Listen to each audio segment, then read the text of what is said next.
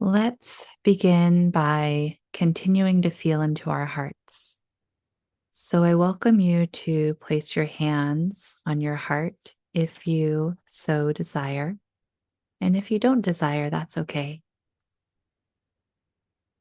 If it feels like the right thing for you to do, I welcome you to notice any emotions that are in your heart or moving through, and especially be open to how emotions shift and change.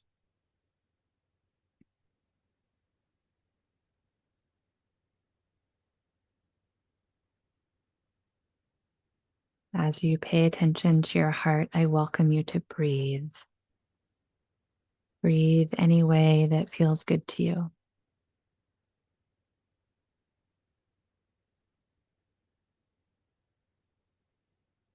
Notice your heart and breathe.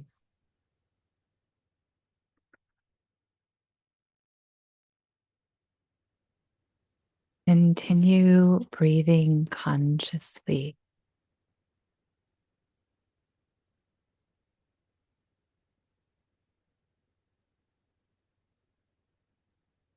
Attend to your heart as feels right for you.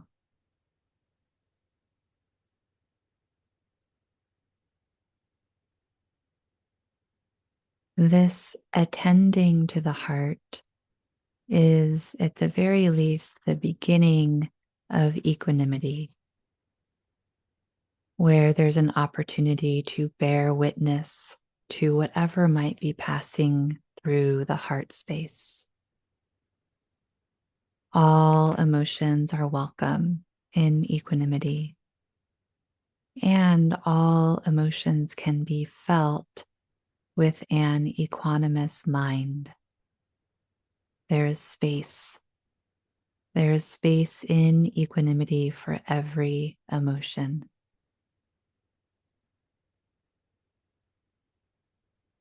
If you think of light and the spectrum of light, every color belongs as a part of the spectrum of light.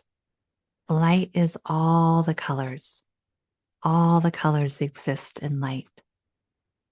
And we can look at the red or the orange or the yellow. We can look at the green or the blue or the violet. And we can attend to one color at a time. But really, they're all welcome when we learn to pay attention to the full spectrum of light. I find this is the same in the heart and emotions. All emotions are allowed. All emotions belong. Sometimes we find an emotion that's more difficult to feel. Sometimes it is sadness or anger, and other times it's the joyful emotions that are difficult to feel. Likely, we all have something that is emotionally challenging. Learning to feel through the emotions that arise is part of emotional regulation. It's where equanimity gets very visceral, very real.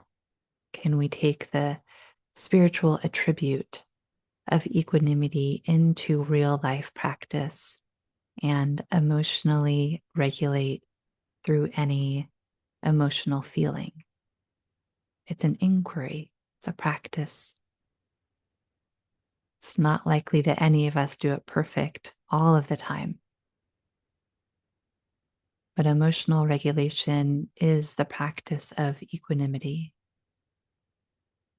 So we learn to not avoid emotional content, but to dive in wisely. And in the diving in, there might be a great rush of anger, of feeling, of emotional content with sensation, a whole felt sense. And I use anger as an example because it's often the hardest for people to feel consciously. But this is really true of anything. It could be the happiness that's hardest to feel.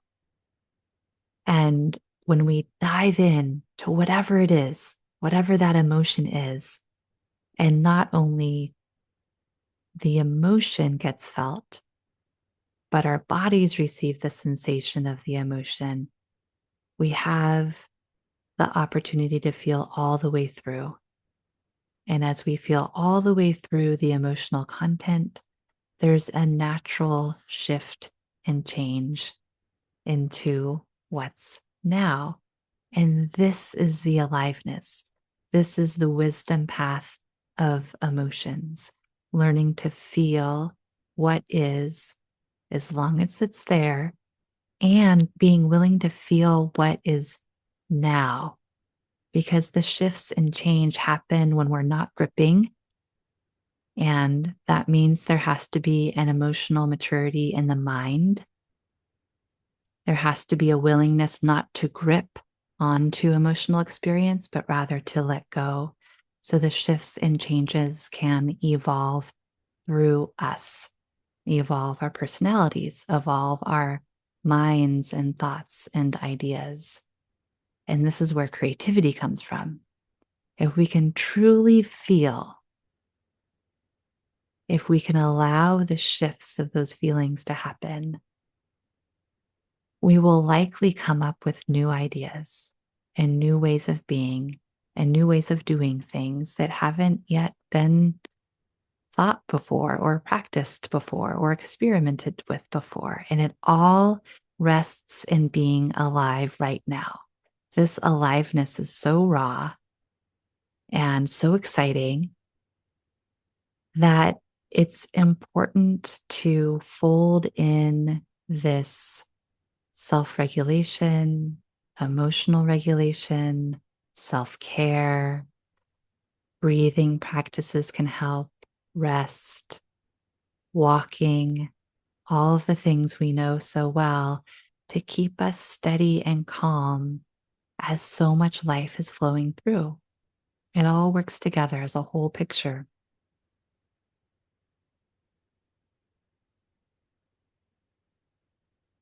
The softening and opening allow for regulation.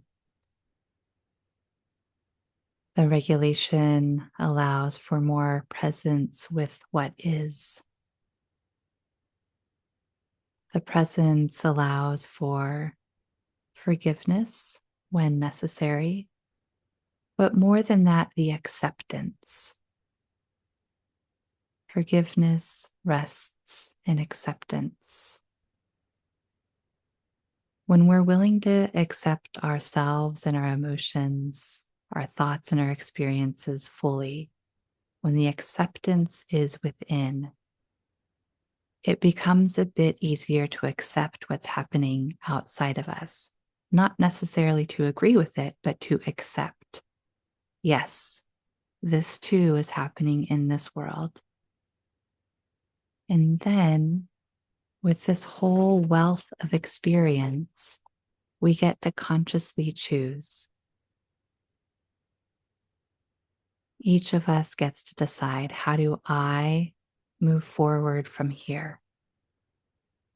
Not from the past and not from what somebody else says, but how do I move forward with my whole self? What is my consciousness leading me toward? What do I most want to be a part of? How do I want to use my voice or not use my voice?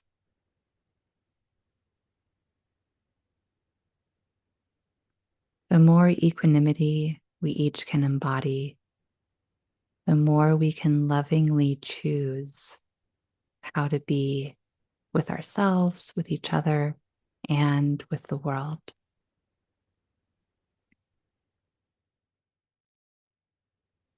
Take some deep breaths and allow your hands to find each other. Just touch hands together in any gesture, any form. Just feel you touching you.